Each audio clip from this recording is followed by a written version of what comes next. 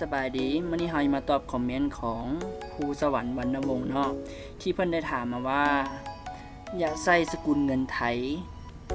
ที่ว่าขึ้นต้นด้วย THB จะเฮ็ดแนวใดเฮาเคยมีเราก็เลยมีตัวอย่างให้เบิ่งเนาะแม่นหยังคือ THB เนาะแบบนี้เฮาจะขึ้นให้หยัง THB ขึ้นแบบนี้เนาะที่เพิ่นต้องการแล้วเฮาเคยมีปัญหาบ่ที่ว่าเฮาใช้สกุลเงินบาทแล้วเคยเจอปัญหาคือเป็นบล็อกสี่เหลี่ยมแบบนี้หรือว่าบุคคลทั่วไปเนาะใช้คือขึ้นแบบนี้เนาะนี่เฮาจะมาแก้ไขแล้วก็มาแนะนำให้เบิ่งเนาะ เฮาได้มีข้อมูลไว้แบบนี้เนาะก็คือมีข้อมูลไว้แล้วก่อนอื่นเบิดให้เฮาทาสีเอาจำนวนที่ต้องการใส่เป็นบาทนี้แล้วเข้ามาบัดนี้ก็ได้ติ๊กตัวซอยเหลือบน้อยๆตัวนี้แล้วมันจะบอกว่ามีภาษาอย่างใด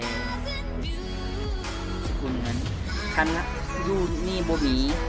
เราสามารถเข้ามาเบิ่งนี้ได้เลือกเพิ่มเติมคืออยู่นี่มีทุกภาษาทุกสกุลเงินตัวอย่างเรามีแล้วเนาะคืออยู่นี่เรามีสกุลเงินไทย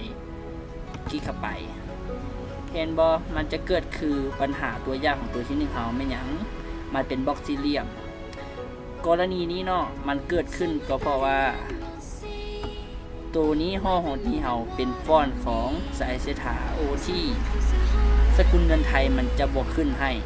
เฮาลองเปลี่ยนฟอนต์เบิ่งชัวร์เฮาเปลี่ยนมาเป็นสายเสถาลาว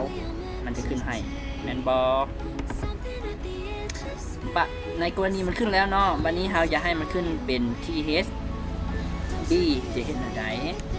ให้เราทาสีคือเก้าแล้วเข้าไปที่วันนี้วันการตั้งค่าสกุลเงินนี้แล้วเข้ามาร่วมสุดเพื่อกำหนดเองแล้วเข้ามาร่วมสุดอีกบันหนึ่งเห็นบอกมันจะขึ้นเป็นอย่างตัว B สังเกตว่า B ตัวนี้สังเกตนี่ก็ได้ B นี่ก็มี B นี่ก็มี B เป็นอย่างหมายถึงว่าสกุลเงินมันจะเอาขึ้นหน้าแม่นตัว B เอาลบแล้วตื่มเข้ามา THB แบบนี้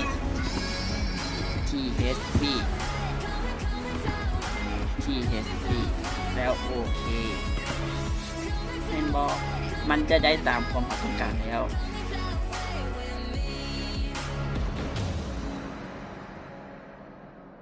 Something's gonna bring the change. Journeys we are meant to take. Something at the edge of space.